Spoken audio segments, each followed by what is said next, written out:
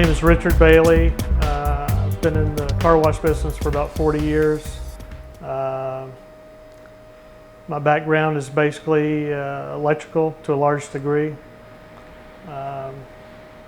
And so I wanted to get one of these SPF boxes to help the power quality in the car wash. And upon doing that, we discovered a lot of other issues.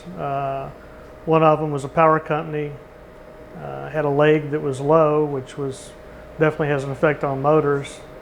And once they corrected that, then we moved on to the next step, which was to replace some wiring in the car wash.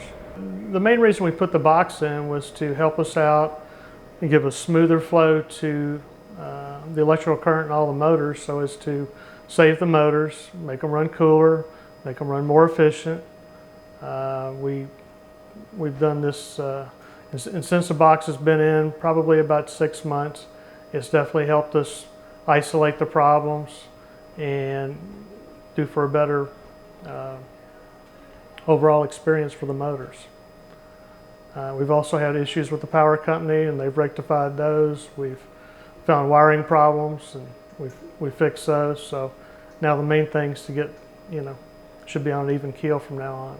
So now what we're about to show you are some couple of meters that we have hooked up in the equipment room that will show the effect that the box has on the electrical system in the car wash. Since I'm totally electric, have no hydraulics in here, most everything's on VFDs, which are energy saving units.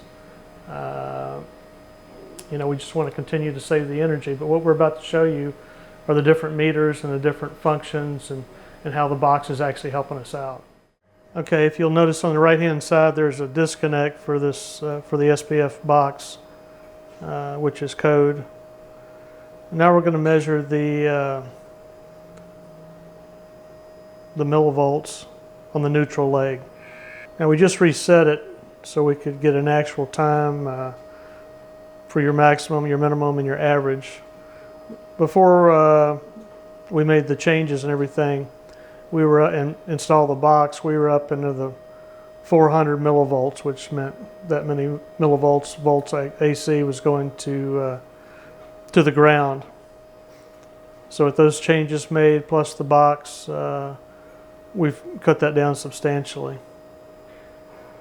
As you can see, the less motors that run, the lower the voltage drops. So our maximum should be somewhere in the neighborhood of 253. This is a Fluke 434 power quality analyzer, which will tell you just about anything you want to know about the electrical system. We're on amps now. Each leg is reading 7 amps. Basically, there's very few cars running right now. Now we're looking at the neutral leg. We're still not running many cars. And you can see we're putting a little of the power to the neutral leg. We're at 1/10 of a volt, and then you have the 28 volt amp line.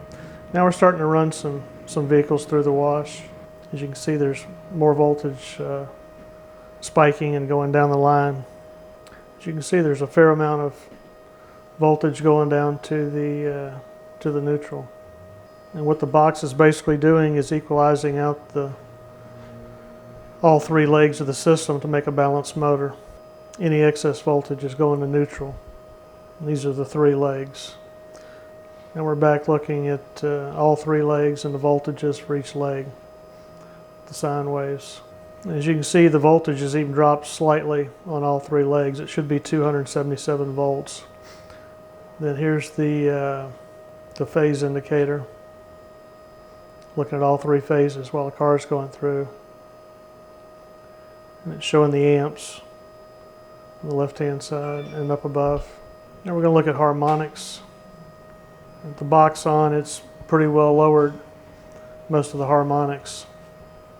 Now we're going to go to power and energy, which would be your power factor, your kilowatts, kilovolt amps.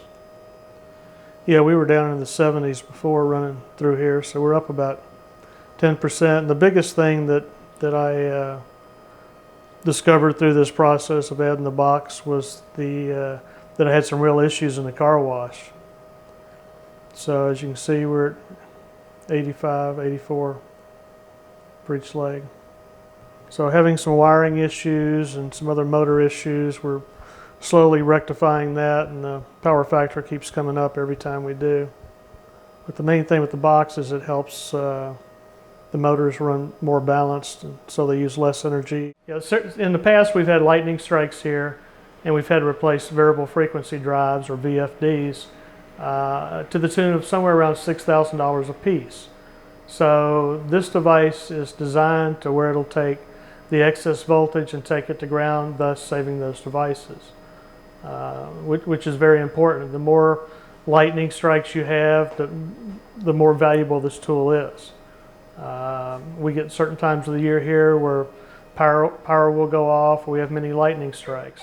So from this type of business that has many electrical motors in it, this is a must-have. It's, it will take the transient voltage and take it to ground, and the harmonics, it'll smooth those out so that your motors are running more efficiently, and thus your motors will last longer.